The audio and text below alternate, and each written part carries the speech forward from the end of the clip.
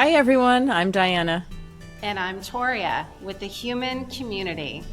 Today we're honored to welcome Jillian and Matthew Faldmo, two leaders in the field of biofield tuning. Jillian is an advanced certified biofield tuning practitioner and instructor with over a decade of experience. She has served the biofield tuning community in many roles, from director of training to curriculum consultant and instructor, helping to shape the program that has guided so many practitioners worldwide. With a background in nursing, coaching, and business mentorship, she also hosts the Grow a Thriving Practice podcast, where she supports wellness practitioners in expanding their work with clarity, confidence, and heart. Matthew is an advanced certified biofield tuning practitioner and instructor, and he currently leads the biofield tuning training department. His path began in nutritional therapy and expanded into bodywork, Rolfing, and sound-guided meditation. But it was the biofield tuning that brought his passion for the body-mind emotion connection fully alive. Today, Matt combines his deep knowledge of wellness with his gift for teaching, mentoring new practitioners, and exploring how tuning can support not only health but also athletic performance. Together, Jillian and Matt embody the vision of biofield tuning, relieving unnecessary suffering, restoring balance, and guiding people back to wholeness. We are so grateful to share this conversation with them here on the Human Community. We have so many great questions, and I'm sure that you will enjoy their answers. I am so excited to be introducing everybody to Jillian. She was actually my first instructor for the biofield tuning, and she's actually now my business coach. So I'm super excited about introducing her to the community, and I can't wait to meet Matthew either. All right, let's go ahead and get started. I can't wait to meet them. Hi, Matt. Hi, Jillian. Welcome. Hello. Thanks for having us. Hi. Yes, thanks for being here. So excited. We're very excited to have you here. Yes. Yeah. Tori has told me so much about you, and so I'm honored to be here with you. Absolutely. We're excited. Very grateful to share the space and to discuss these fun, exciting things and just to share this information. Yeah. We'll go ahead and start with Jillian.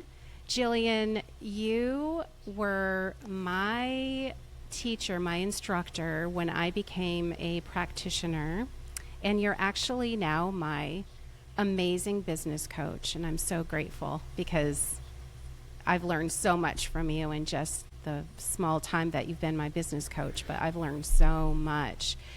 You've had a lot of roles in biofield tuning, including the director of training at one point. You were the curriculum consultant and instructor, and now you're a mentor through your coaching and your podcast. Looking back, how have these experiences shaped your perspective on how people grow as practitioners? Yeah, well, I think it really comes down to when we put ourselves in opportunities way where we're growing, whether it's in leadership or starting a business or anything that requires us to grow, it brings up things for us to work on and to heal. The self-worth issues come up, the self-doubt. We're seeking more clarity of the direction we really want to go. We're kind of looking at where we are and noticing where there might be some misalignment. And so when we put ourselves in those positions and have those opportunities, we're more likely to advance and evolve rather than kind of just stay still. So for practitioners, I think it's great because the more discomfort that we experience on purpose, growth requires some discomfort. The more evolved I think we become, and more evolved versions of ourselves. Yes. Great answer. And you were a former nurse? Yes, I was a nurse. Yep. Okay. And so how do you see the biofield tuning connecting with or complementing conventional medicine? Oh my gosh, it totally complements conventional medicine. I think we could really use biofield tuning to prevent a lot of stress-borne disease and illness. I think it could really be a great preventative because biofield tuning works with suppressed emotions. Most of the time we hold emotions in our bodies, especially really difficult ones. And if we're holding on to those subconsciously for so long, that can create injury, illness, disease. And so I think if we all just become better at emotional management, we'll just stay healthier in the long term. When I was a nurse, I was really just not satisfied being a nurse because it was very conventional. There wasn't a lot of space in the medical field for this kind of work. And I was documenting a lot. I was recording when I was giving medications, but I wasn't having that real human connection with people and helping. And so I'm so glad I found this work. And I left nursing altogether because I just couldn't quite find a way to meld them. And did you have the knowledge of the biofield tuning while you were a nurse, and that's where you felt the disconnect, or did you discover that afterwards? So afterwards, I was fortunate enough in my sophomore year of college in my nursing program to find holistic nursing. And so I was exploring all sorts of things like Reiki, essential oils, herbalism, drumming, sound healing at the time. So I was kind of looking at the world and nursing with a different perspective pretty early on. And it wasn't until I had graduated nursing school and I had been a nurse for, I think, just a year before I found biofield tuning. And even then, I was receiving the sessions from Eileen McCusick herself, the creator of biofield tuning. But I still wasn't ready to bring that, have a practice of my own at that time. It took a few years and some patterning of the self-doubt, self-worth stuff. And then I eventually took her course, and it was that was in 2014. So that was 3 years after I was receiving sessions as a client. And I just skyrocketed into the biofield tuning world and started my practice immediately and left nursing within, I think, 3 years of that. So it was a little bit of a process, but it was fast. It felt fast. Mm-hmm. Yeah, that's awesome. And Matt, so you currently lead the training department of biofield tuning. What excites you most about guiding the next generation of practitioners? Yeah, that's a really great question. And it's a really interesting time right now where the momentum of people wanting to contribute to a change in their own life and then share the possibility and potential change that they can provide in the lives of friends, family, and then even to take it to a practitioner level, their community, the people around them. There's a lot of potential in that space right now. Because I think we're all looking for a way to connect better, right? We're looking for more ways to help one another too. And I think that's leading that next generation in with a hunger that feels different, even in the last 5 years since COVID, right? There's just a different change in our culture and in society. And it's not going to stop changing. And I think that's what's interesting, is that's why there's a hunger and an excitement to learn this work and to share it with others. So within the training department, that's also giving us the opportunity and the best way to share this work for people that can't travel to learn it in person. Now we can offer it virtually, right? There's just so many ways to use the technology at our hands to influence good and share this work in a way that wasn't possible before. Yeah. For those of you who don't know what biofield tuning is, we will definitely go over that to help you understand what it is. Eileen McCusick is the founder of it, and when I first read her book, I hadn't taken the class yet.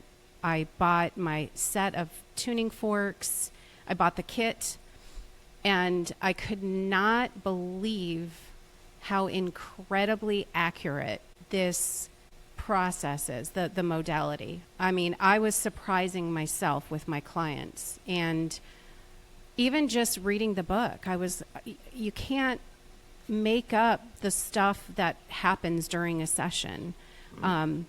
I would pick something up in their field, and I've literally had clients like look at me with their eyes wide and, start crying, or, just like shocked, like, how did you know that? I'm like, this is in your field. It's just so incredibly accurate. I can't emphasize that enough. And maybe this would lead into what biofield tuning really is. Do one of you want to take on that question? Yeah, well, just to build on that, I just want to say that Eileen she's done such a fantastic job of blending a spiritual practice, modality, energetic, right? There's all these pieces that have typically been in one camp, and then there's the science camp. And she's found a way that she's merged these ideas together in a way that, personally for me, I can relate to that, being more of a logical thinker. I wanted to know the whys. I wanted to know the science behind why sound is doing what it's doing. But then there's the things that we don't know and we can't explain, and we probably never will, right? And that's also okay, but biofield tuning is this beautiful blend of both kind of the magic of the energetic and spiritual world, and these very grounded scientific studies and scientific theories about what's happening and why it's working. So just to build on why it's captivating, the books are so hard to put down once you start reading them, and once you start playing with these ideas a little bit, it just makes a lot of sense. It does. Let me just mention that Eileen McCusick's books her first one is Tuning the Human Biofield, and the second one is Electric Body, Electric Health. Both of them are incredible, life-changing, and like you're saying, Matt, I mean, it is just what I think what I love about it the most is that it is very scientific, thanks to Eileen. Yeah. So it blends two camps that typically can be at odds. That's what I find really fascinating, and the group of people that can come together, and the common ground that we find is where that magic happens in those sessions. So for those of you who are not familiar with the subtle body, how would you explain what the subtle bodies or biofield, what that is? We'll start with that. Yeah. So the biofield is the electromagnetic field that penetrates our bodies and surrounds our bodies. Our bodies are electric by nature. We can measure our heart activity with electrodes. We have electrical activity happening in our brains. Our bones are piezoelectric, so we have electricity running through us. And anything that has an electric current also produces a magnetic field. You can't separate those two. So us having electric bodies, we also have a magnetic field, electromagnetic field that surrounds us, and that is our biofield. And that is a term that was coined by the National Institutes of Health in 1992. So it is an actual scientific term. Other people call it aura, right? Or a human energy field. And the idea with biofield tuning is that our memories are actually stored in our field. Our emotions, memories, experiences are stored in the field, and that's what we're working with the tuning forks. Just hanging out there. It's not going anywhere. Our field? Mm-hmm. Yeah. I mean the memories that are embedded in those. And from what I understand, it's kind of like tree rings that's governed by time. So if something happens as a child, that memory is in that ring that's hanging around your body. So your field actually expands the longer that you're alive. So generally our fields are about, they can change by the day, by the week, depending on if we're feeling well or if we're not feeling well. In biofield tuning, we work with our intention, and we intend to work with the field that's about 5 to 6 feet out from the sides and 2 to 3 feet above the head and below the feet. Mm-hmm. And so the field in biofield tuning, we see the field staying the same size, but as we generate information and memories as we age, that information, it stays in the field, but it just might condense or compact. So someone that's 10 years old is going to have a lot less information in their field versus someone who's 60 years old. So almost like a filing cabinet that's got, just a few files in it, or one that's kind of crammed. full. Yep. And then That the is so traumas interesting. get stuck. Do you want someone want to take that question on, like explain what happens when we have traumas and emotional, the eddies and stuff? Yeah. So what we can find with the tuning forks, and I'll use my hand this way, as I guess we have tuning forks too, but when we're moving them through the field with a tuning fork that's also on the electromagnetic spectrum, this is our tool that's interacting with the biofield. And what we can do when we activate these tuning forks and move them through someone's field is we can listen and hear for dissonance in the sound. We may notice it in our bodies with our breath. There's different pathways of information that practitioners use when they're combing through a field. But that's what is the most easily accessible information, is usually these patterns that come up in someone's field around traumas, around life events. And not to say that there's only the heavy things in the field or the traumatic things. You will also hear points in the field where the sound and the tone of the fork is full and complete and bright.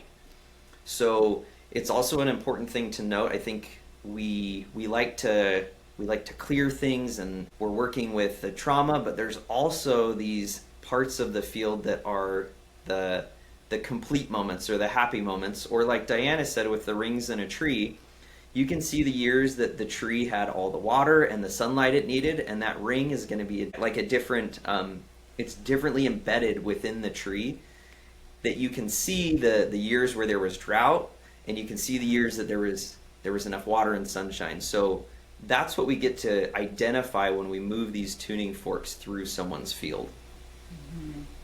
And the idea, that was a really great way to explain it. Yeah, it's a great way. Yeah.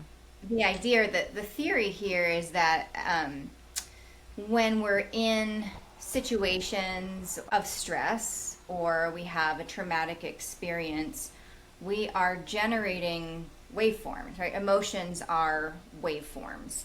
And if we're in some sort of difficult emotion or stress, we're generating chaotic waveforms.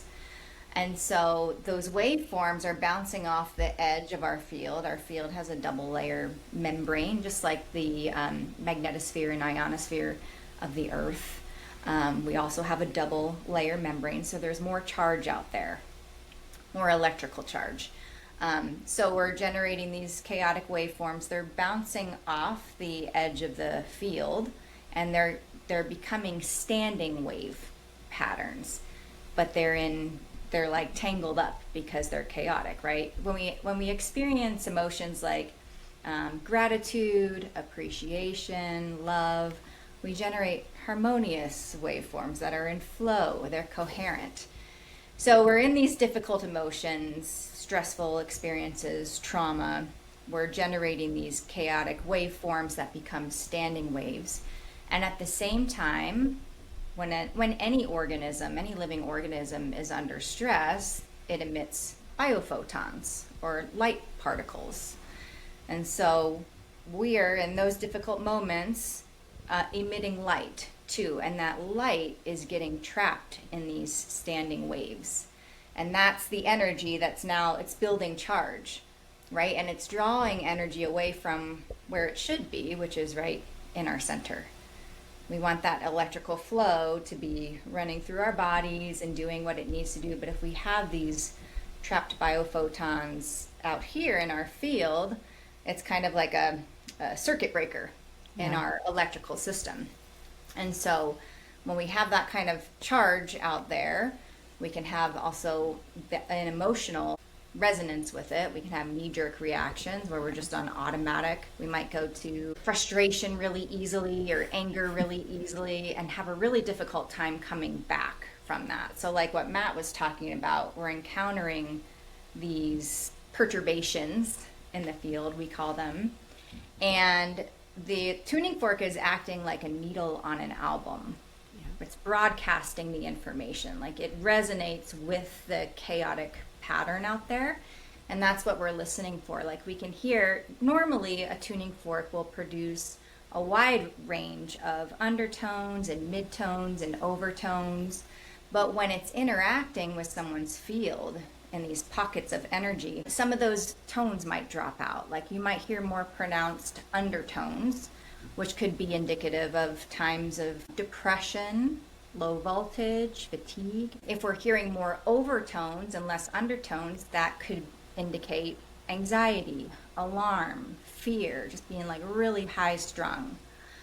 So what we want eventually is that full range again. So we hold the tuning fork there, we give it that consistent, coherent input, and eventually the tuning fork entrains that vibrational pattern back into flow. And so those chaotic waveforms, they start to smooth out, the biophotons start to untangle, and then like Matt said, that tuning fork is electromagnetic. So it also acts like a magnet moving iron filings.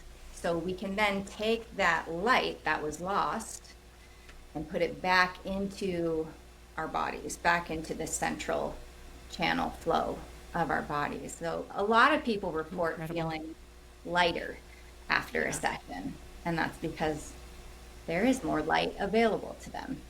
It's no longer trapped in that pattern. And their energy is brought back to the core, you know. So it's like, I always visualize it like sweeping up the shards of glass from over the years and just kind of letting the energy recycle back into the body where it's meant to be. So then it's available for use again, right? Instead of these instead of us having energy stuck out in the field, we're just bringing it back so it's available to use. Because when we think about, in a really distilled way, this thing in the field is a trigger, and you can see when people get triggered from things that it's like, oh, that's interesting. Someone's got some energy really connected to, you know, when someone coughs a certain way, or right, like people get triggered by wild things. But if you can take the energy away from the trigger and reduce that, think of the potential that you now have to divert that energy into something else. And I don't care if, you know, it could be cleaning out your closet or rekindling a friendship that hasn't been there, but you have this energy that you were using to hold up these other things that you needed to keep in the field. And it's now not there anymore. Like you said, putting those pieces back together, and it's like, cool, now I can use it for what I need in the moment and be present. Yeah, and I see it as, you know, as a practitioner with my clients, I see that people will come to me and say that they're feeling drained. They've got like all these dramas going on. You know, if you could think of it as these like hot spots, almost like if you get an electric wire and you cut it off, and it's exposing all these wires out there, and that's where that electric charge comes. So when anyone comes along and they touch one of those, you have that trigger, you have that knee-jerk reaction. And when we do the biofield tuning in that field, it's almost like you're going out there and you're putting a little cap on that wasted energy that's frizzing out into your field. You're putting a cap on it like an electrician would, and redirecting that energy back into your core. And no more zapping, no more knee-jerk reactions, no more triggers. And now you don't feel as drained, because all that energy that was once being wasted trying to go to all those different little dramas, now everything is being redirected into the core. And I've seen clients just have that relief from all of that, feeling lighter, like you said, Jillian. So basically, if you have a trauma that had happened, and part of your energy is like holding it up, basically.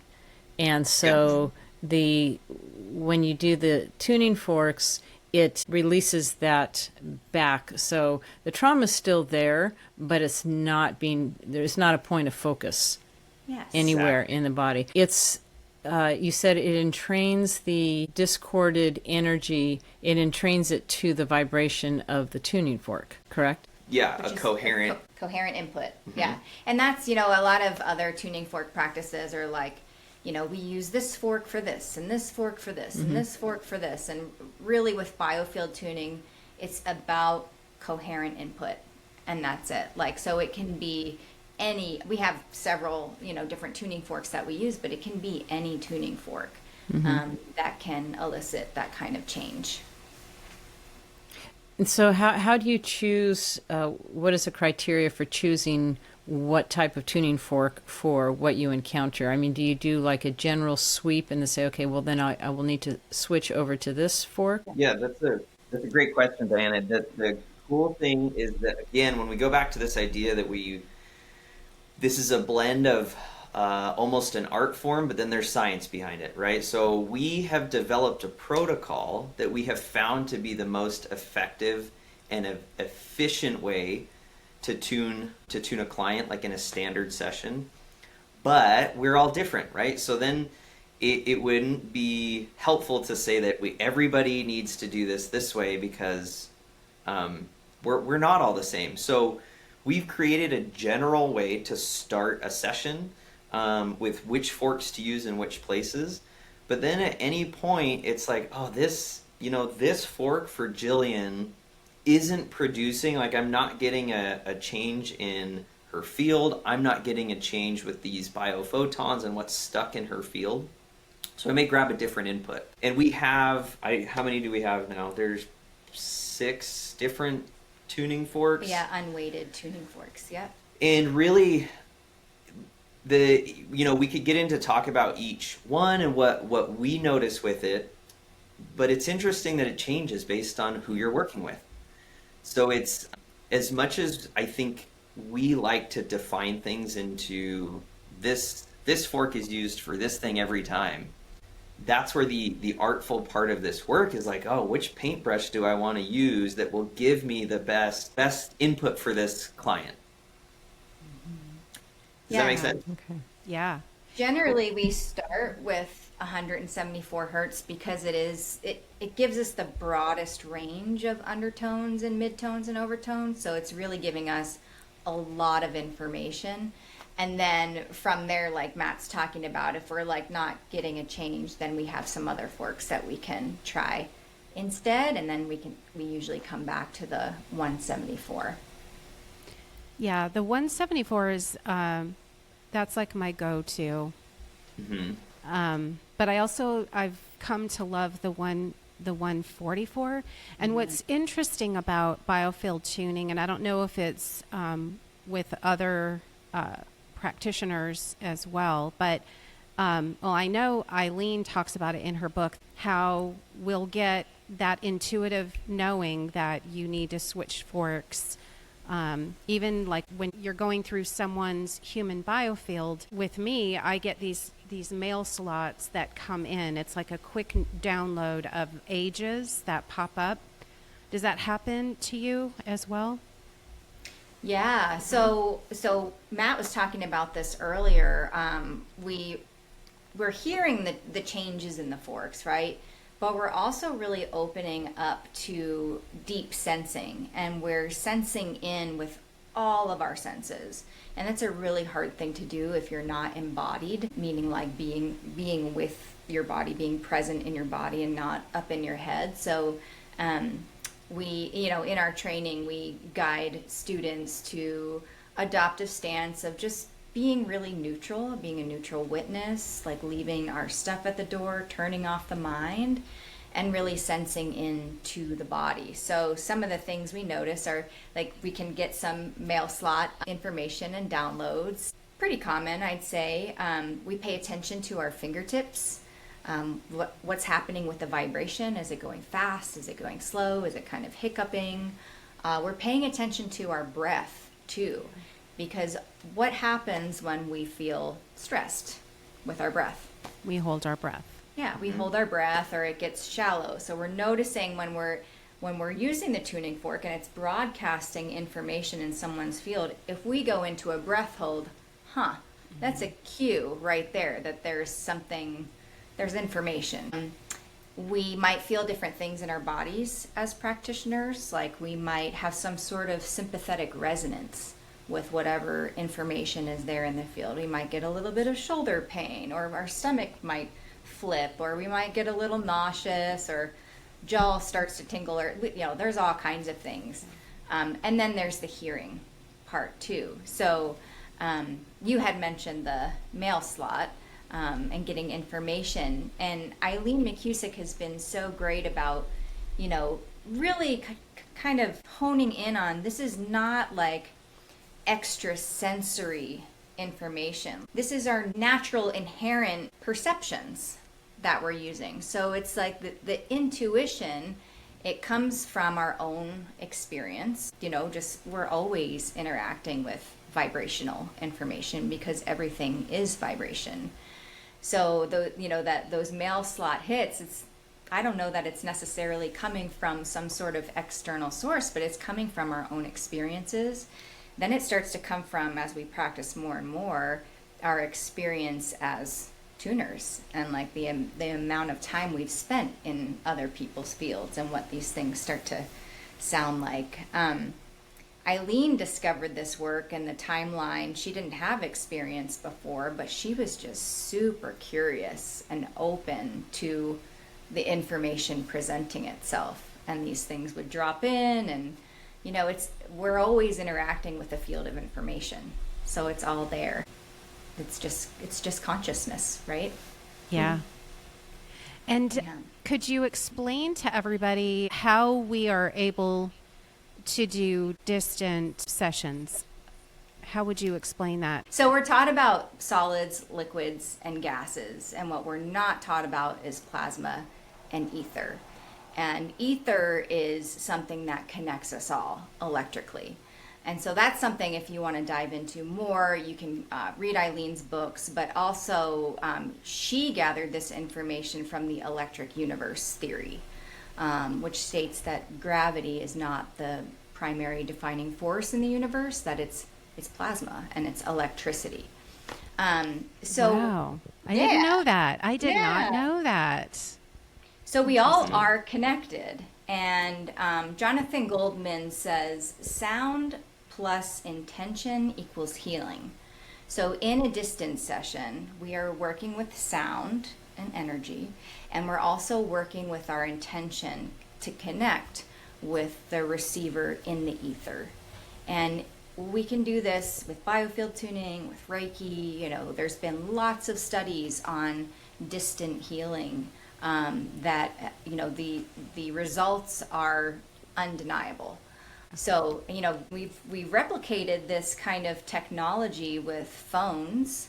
Even what we're doing right now, like we're connecting, and we've had this ability all along as humans. So it's not easy to describe, but it does work. And Well, and just a great simple example is someone that knows when an aging parent died, or when something happened, and they're across the world, they're across the country, and they just had a feeling, and then they got the phone call, or whatever happened in that way, right? We have this connection with each other that we can tune into. So that's a simple way to think about the idea of how we can connect with one another at a distance. And there's plenty more. We can share the resources. I nerd out on quantum mechanics and the things, again, from how science is explaining, or really it doesn't have a way to explain the observer effects with how photons work, how there's spooky actions at a distance when we're trying to measure things in the universe. So that goes along with the ether and the plasma, and that we don't really know, but we know that we can question it, and we know enough to where it's there. We just don't know exactly how it works, which is fun. That's the fun part of I don't know if it matters to know exactly how it works, but we know that it does. Yeah, the universe will always have mystery, and I don't know if we can really get around that, right? Like, we have to accept that there is some level of mystery to the universe, and it's okay to not know exactly how something works. But I think that researchers like Shamini Jan and the Chi Institute, Consciousness and Healing Initiative, they are always working to find ways to bring evidence-based research with this work into the mix and really try to make it mainstream. It's not easy, though. It's not easy. I mean, there's powers that be that really try to block that, but they're doing a great job. Well, there have been so many times where I'll be thinking of texting Diana, and all of a sudden, because she's on the West Coast, I'm on the East Coast, and all of a sudden a text will come in, where she's answering my question of what I was going to ask her. That type of thing happens all the time. And I wanted to ask each of you, what was your favorite story of transformation with biofield tuning? Because I have one along the lines of the distant healing that blew my mind. It was a woman in Florida, I won't say names, but the tuning forks were so incredibly accurate that the downloads came in with specific ages, 15 and 25, and she was blown away. She was like, yes, when I was 15, this happened. When I was 25, this happened. And at the time I was in Arizona and she's in Florida. And how do you explain that? Yeah, well, like you just said, when you got the text from Diana, because you guys were both tuned in to that same frequency.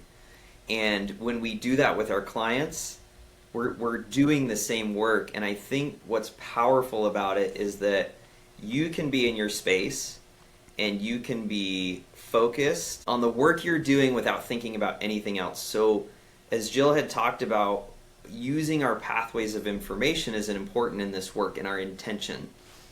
And when we're in our own space, we can almost be more focused and we can listen deeper when we're working with a client over the phone. And the client is able to most often relax more because they're in their home environment. They're in a space that they can really tap into what's going on with themselves, with their own body, with their own perception. So I think the healing happens. Most of my distance sessions, I'm surprised at how effective they are. And like you said, Tori, there's things that happen where you're just like, wow, this session's like on point with everything that we go through, where you can accomplish more in one distance session sometimes than you would in multiple in-person sessions, where you have to build a different rapport. You have to have someone be comfortable in the space, and there's just more you're paying attention to with another human in front of you versus separating that out a little bit and then both of you tuning in to this work in that way. Yeah. And I'll just offer too, I was thinking about your question of one of the most transformational things, working with animals and seeing the results with animals really tells you that this isn't some sort of placebo effect. So I've worked with many animals at a distance, but two that are sticking out in my mind right now. And it was just one session, not even that long. Like usually when working with people, it's about an hour. But one was 30 minutes, one was 5 minutes. So the first dog that I worked with for 30 minutes, it's Paul Rent, came to me saying, my dog she does this weird thing, and I don't know what it is, but she'll walk into a room and she'll just seize up, not have a seizure, but she'll just stand still and look up at the sky or look up at the ceiling. And she's just there, and it freaks us all out. We don't know what's going on, if it's some sort of neurological thing or what. And she was like, can you help? I don't know. Let's see what's maybe in her field. And what came up was some stuff close to her birth, the dog's birth.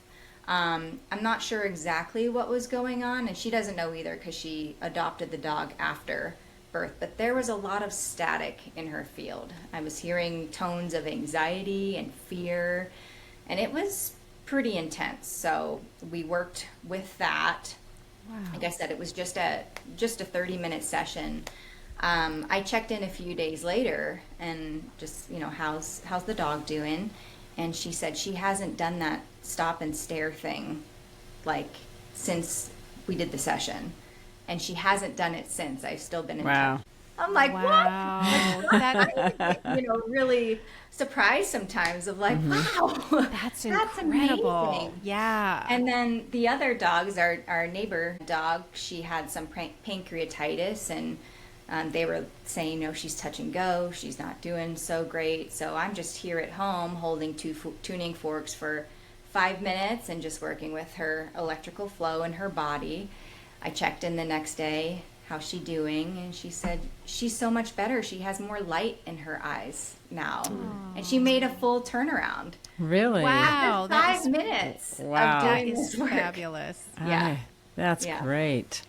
So it's not just, some people will say, like, skeptics will be like, okay, but yeah, you can make yourself believe that anything's happening, as a client. And that, working with animals goes to show you that it's not a placebo effect. Like, this is really working. Mm-hmm.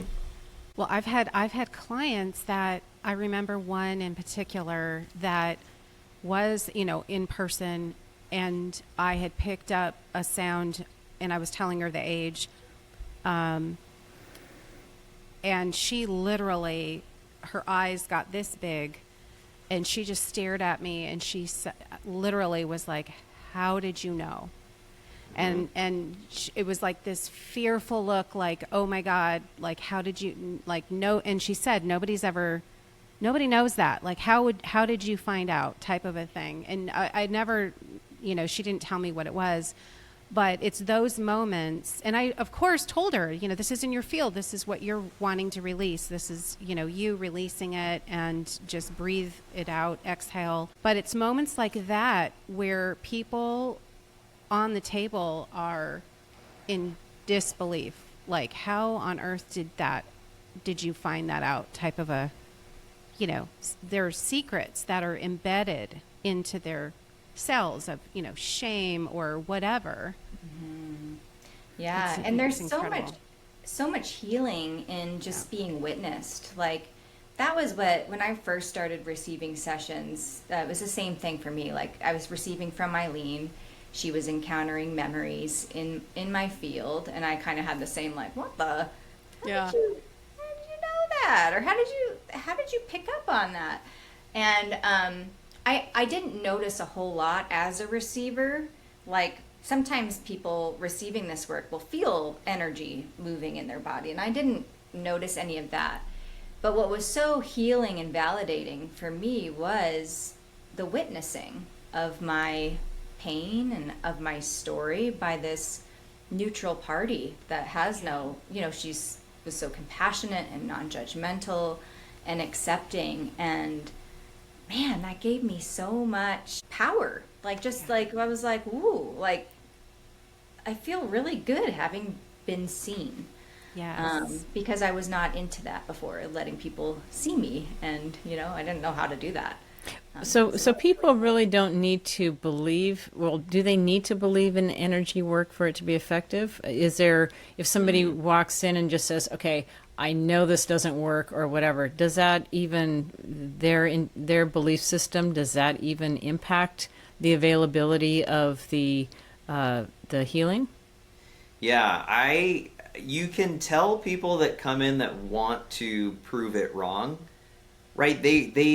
They come in with a certain mindset and an outcome that they want to be true, and that can be very powerful. The people that don't want to notice or feel anything, they usually don't. And I'm talking about the ones that are very, very dedicated to not feeling things, right? But for the most part, if anybody has, like, I think there's that group, but if anybody has just like a little curiosity and a little openness to what they may experience, that's all that's needed. And at the end of the day, even the people that don't want to feel maybe the energetic part of it, if you use weighted forks, say on their traps, on their shoulders, I've never had one person say they didn't feel more relaxed after they had some sort of work with a tuning fork than when they came in. Their nervous system relaxes and they feel more calm. It's very different though if you want to go into those patterns and those layers of vulnerability. Someone has to be ready to move some of that through. Even at a subconscious level, if they're ready, then the work can happen. But it is interesting the different types of clients that will come in and seeing where energy is ready for it to be moved in and through them versus the ones that aren't ready, that want it to stay there. It's not going to happen. Yeah, the conscious mind is very, very powerful. But I can't tell you how many people have come to see me, and I'll say, have you ever had energy work before? And they're like, no. I'm like, do you know about energy work? And like, no, I don't know. But nevertheless, the sessions are amazing. Yeah. Right. So we have the healthy skeptics who, I think healthy skepticism is great. Sure. Right. And then we have the staunch, skeptics with the very strong egos. They want to be right that it doesn't work. Yeah. And it's like, sure, that's fine. You can also be the person that goes and looks at the sunset and doesn't feel anything when you look at it, right? Like, we can't change that. That's something that's kind of built into all of us, right? So what would you say to someone who thinks that biofield tuning is, as they say, woo-woo? What would you say to them? I think that's a really good question. And I tend to tailor the sessions towards a reaction that they'll be able to sense and feel. So I may use more weighted forks with them, or I may explain it in a way that's more physical, like their nervous system will calm down, but not talk about the energy things happening, even though that's part of the process. But maybe they need to hear about the mechanics of it in a different way. Yeah, like the physics principles of resonance and entrainment, right? Like we are working with physics, resonance, entrainment, and bringing it more towards the focus of the electrical nature of our bodies. I think when we start talking about the body electrically, people start to go, oh, okay, that makes sense. That makes sense, yeah.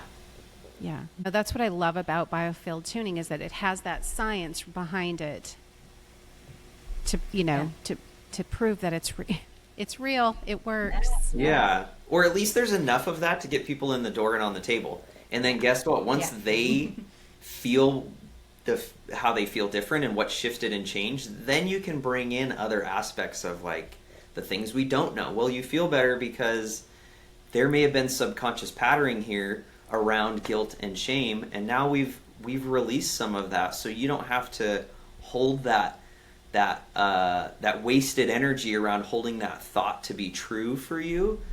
That energy, like you said, Tori, is now capped, and you can use it for something else. Yeah. So Jillian, when I was in class with you, and I remember in class just saying to you, oh my God, this is like shamanism. This is a soul retrieval. This is a soul retrieval. Oh my God, I couldn't believe it. Then I later heard Eileen talk about that it's like a modern day shamanism in that it's a soul retrieval. So as a form of a soul retrieval, do you see parallels between biofield tuning and shamanic practices?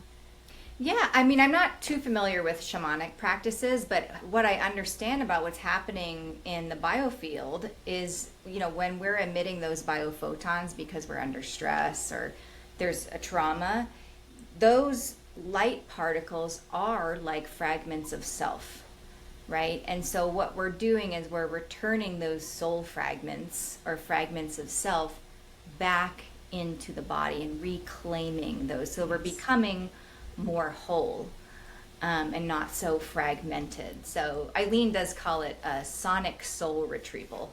Oh, does she? Okay. Yeah. Mm-hmm. It's, so you're right on. It it was an aha moment in class that day. I was like, oh my gosh, this is so amazing, you know. So that's interesting. A sonic soul retrieval. I love it. Yeah. Love it, love it. And it really does feel like that. Like once you've had a biofield tuning session, you do feel more you. You feel more whole. Sometimes you can feel like we have some clients will go through like a cleaning response or like a detox or healing crisis. And so you can feel a little fragmented right after a session, but eventually, you know, you integrate that work and you do become more you. Mm-hmm. I know that my biofield sessions that I've had, you know, on me have been incredible. Just absolutely incredible. So Yeah, it's pretty amazing. it is. Yeah, it is. I mean, Matt mentioned cleaning out your closets. Like when you clean up your field, it's amazing what happens in your home. Like you all of a sudden start to see all this clutter and you're like, whoa, we got to get rid of this clutter. And let's Yeah. do a massive clean out. So, you know, what happens within happens without. Yeah, it's pretty amazing. Awesome. Well, I have a question about the Schumann pair. There's two weighted forks. Can you explain the significance of the Schumann resonance and why it matters for our health and well-being? So the Schumann pair is the 7.83 hertz is the frequency of all the lightning strikes happening between the ionosphere and the Earth. So this frequency that the Earth is always emitting, 7.83 hertz. And what we found is the harmonic version of that, we increased it to 54 and 62 hertz, which are the weighted fork frequencies. And the reason we can't do 7.83 is because that frequency is so low, you'd have to probably have a 4-foot long tuning fork. So that's why we multiplied those harmonics into a really usable tuning fork, but the frequency is also built in because of those harmonics of the Schumann resonance. So when those forks are used together, that creates a binaural beat. The frequency between the 54 and the 62 is 7.83. So that's where you get the Schumann resonance when you use those two forks together to create that binaural beat. And what we found in tuning is it's just a really grounding, really calming, comforting frequency that you can use on the body a lot, but you can also use it in the field. And it's different than any of the unweighted forks that you have an audible tone that you're listening to.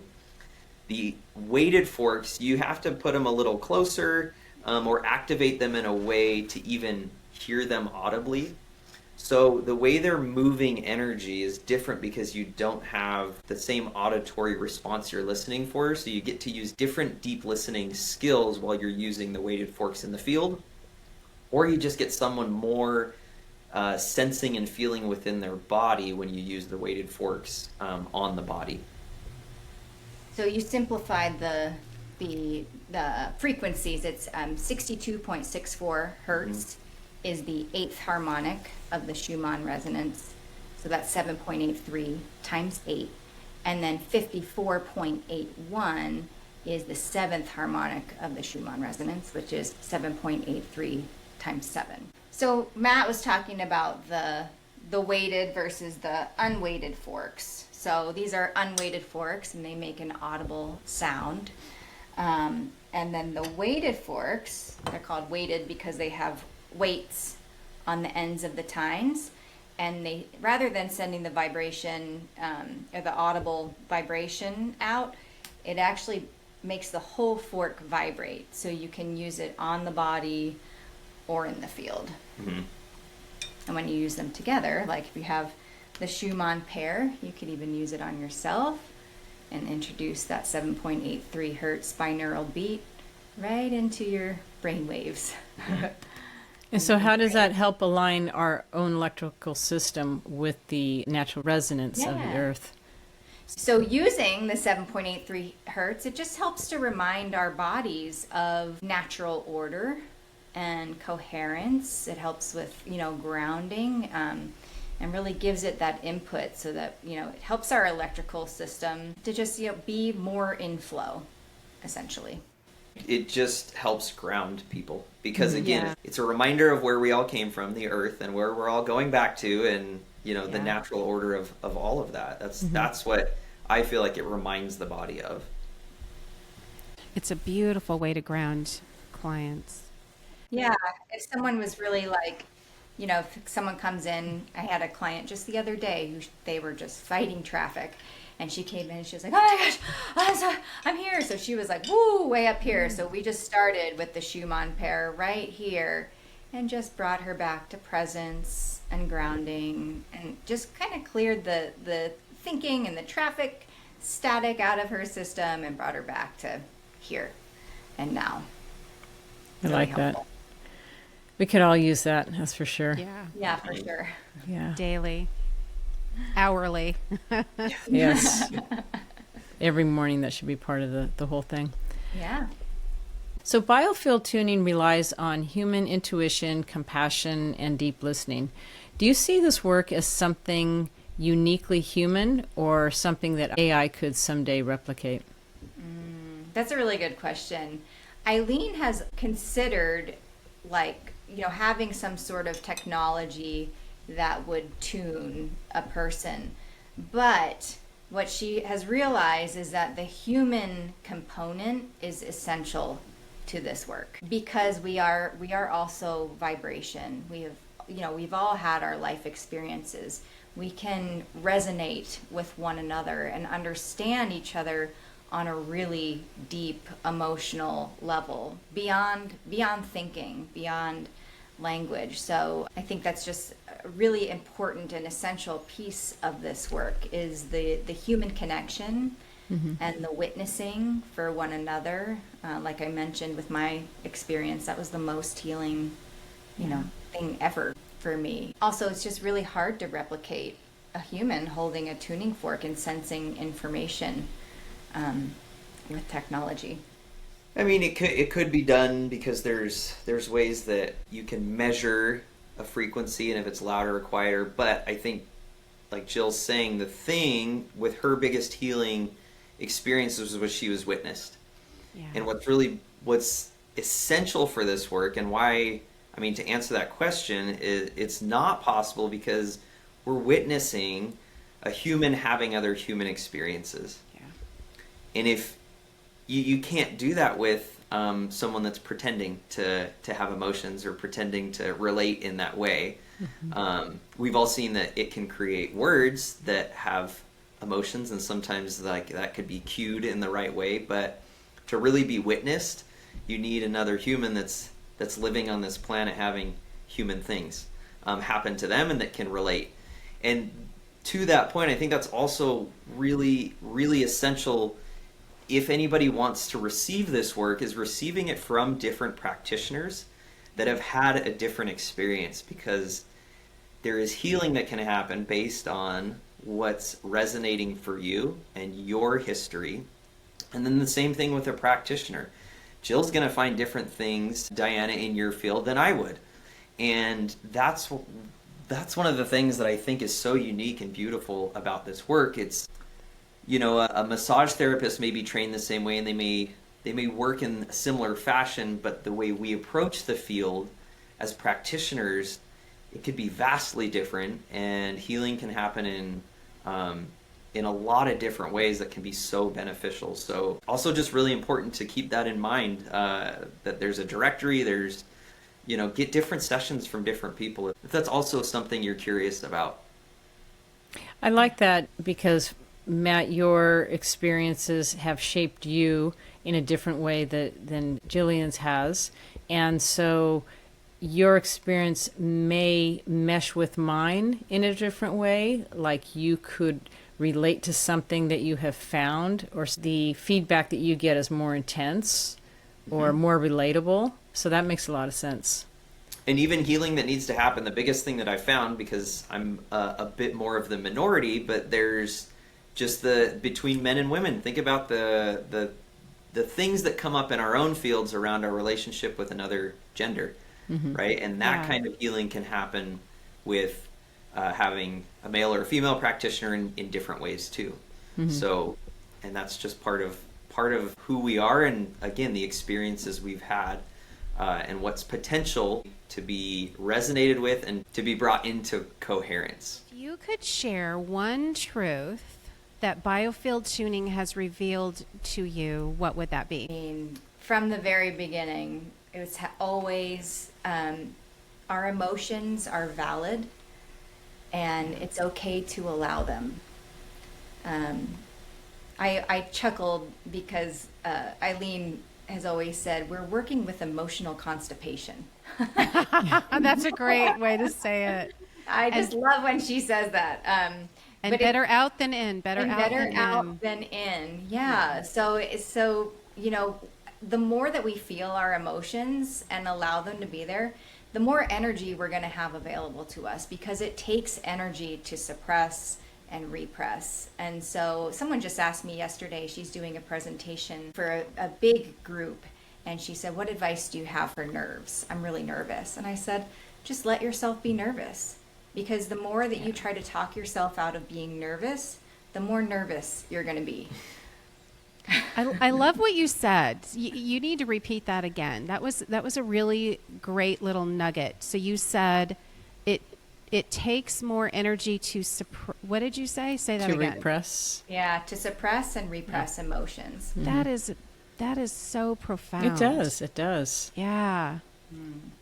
Yeah, Because and we're not always aware of the emotions that we're suppressing or repressing, because we've gotten into patterns of doing it for so long. Yeah. So, that's what I love about biofield tuning and having the neutral witness as a practitioner is they can, and the tuning forks, they can be the mirror and the reflection to show you that, like, hey, this is where some energy is going right now. And once you have that awareness of like, oh yeah, like I haven't been expressing my truth, or I have been really angry about this thing and I haven't allowed myself to feel it, that awareness on its own can be so transformative and lead to some amazing change. And that may have even happened, just to give people the awareness that may have just been ingrained in you, because that's what you witnessed your parents or your caretaker, the way they responded to anger or sadness. So giving yourself also enough space to realize that some of these patterns and habits aren't even yours. They've just been inherited through life. So that's why it's even harder sometimes to find that awareness, is it's not even something that came from us. It's like, oh yeah, you know what? My dad used to respond when he got mad this way, and then I just did it because we're all products of our environment and we're all doing the best we can as humans. But that's the other way this work is so transformative, is it can undo those patterns that have been generational as well.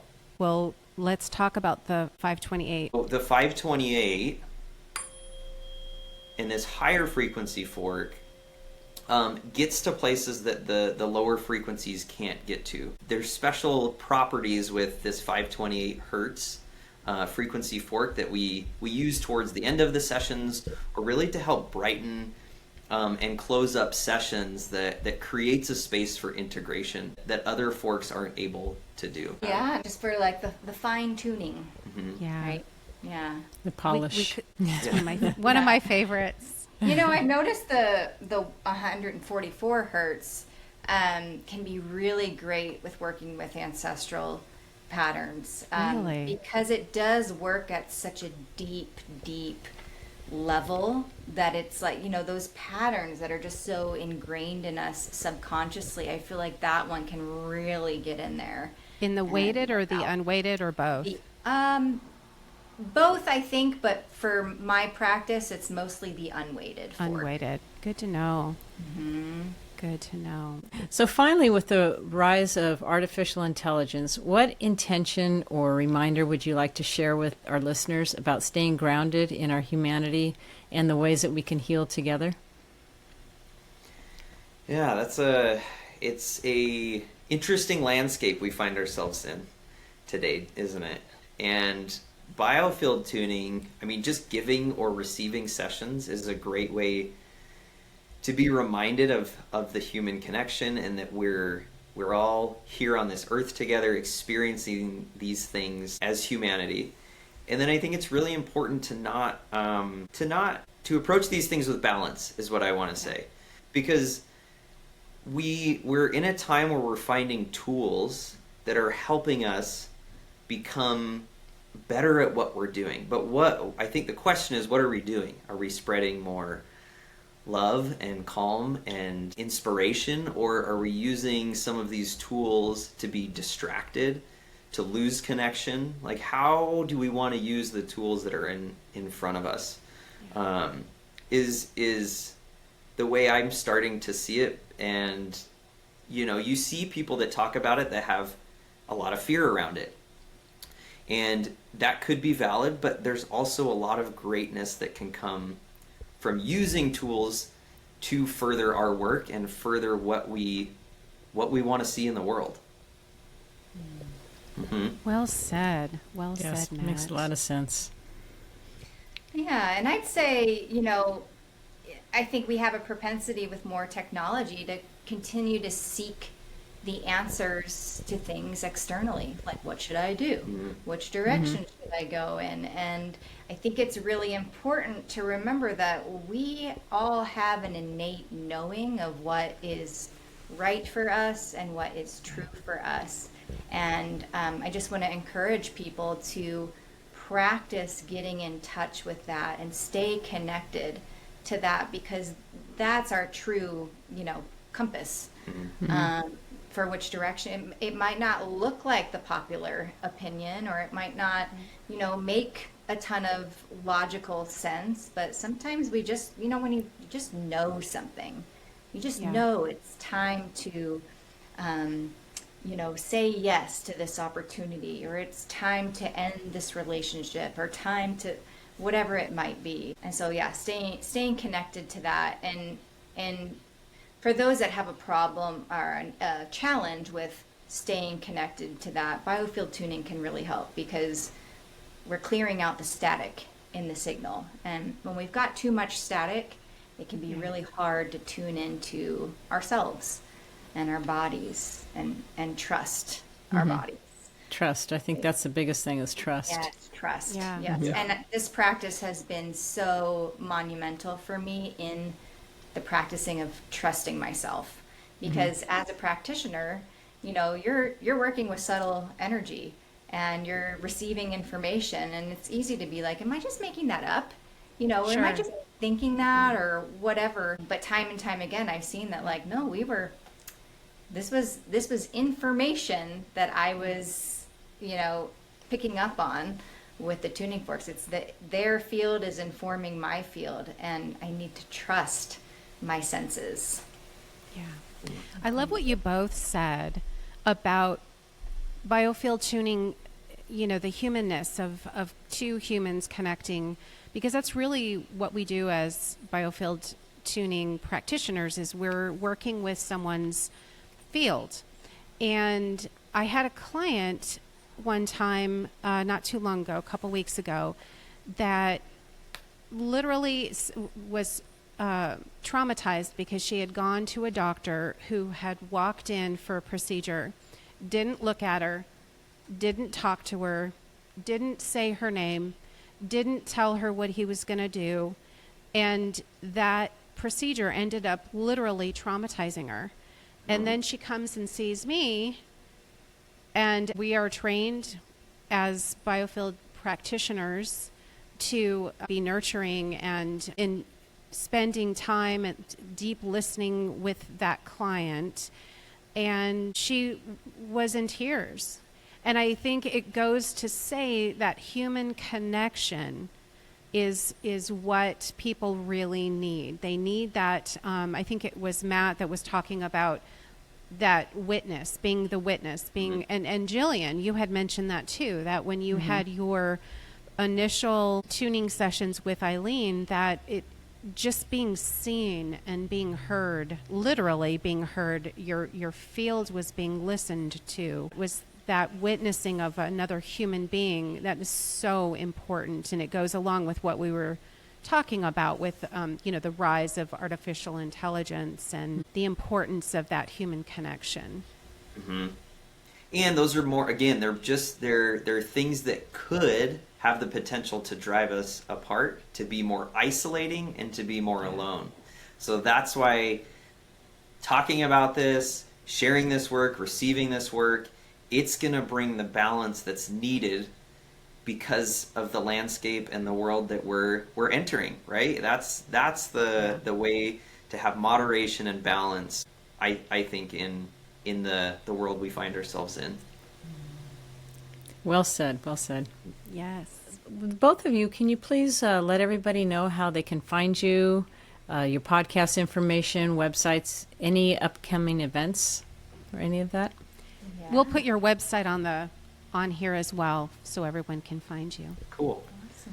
Yeah, I'm just I have Deschutes Rolfing is my practice right now. I'm seeing Rolfing structural integration clients doing body work and biofield tuning in person and at a distance, and you can get a hold of me there. All my info's on there. Yeah, DeschutesRolfing.com. Mm-hmm. And you can find me at JillianFaldmo.com. As Toria mentioned, I'm a business and life coach. I have a coaching program called Grow a Thriving Practice for wellness practitioners, and we do coaching, mindset coaching, strategy, and I also integrate biofield tuning into the program as well, because if we're not energetically aligned with our goals, it can be hard to see those goals through. So I've noticed it's such a huge part of growth in general, not just growing a practice, but continuing to be energetically aligned, and noticing where we might be out of alignment, and working with that too.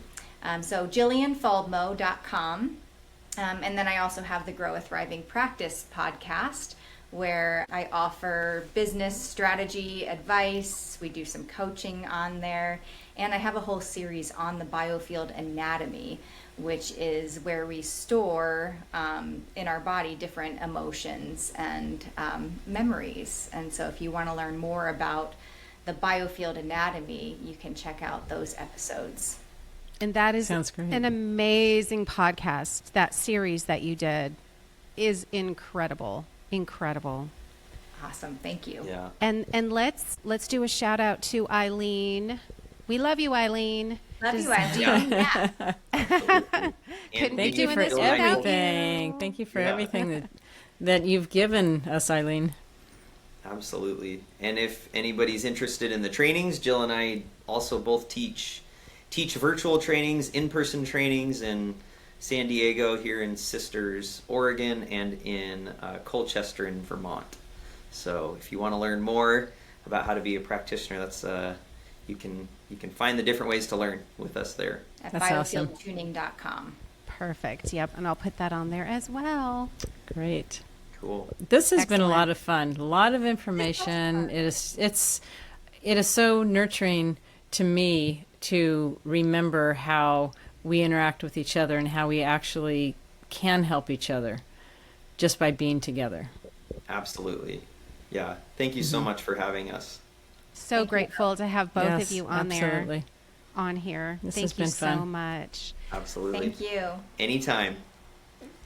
Okay, well, it's been great, and thank you everybody for watching. And be sure to like and subscribe, and we'll see you on the next one.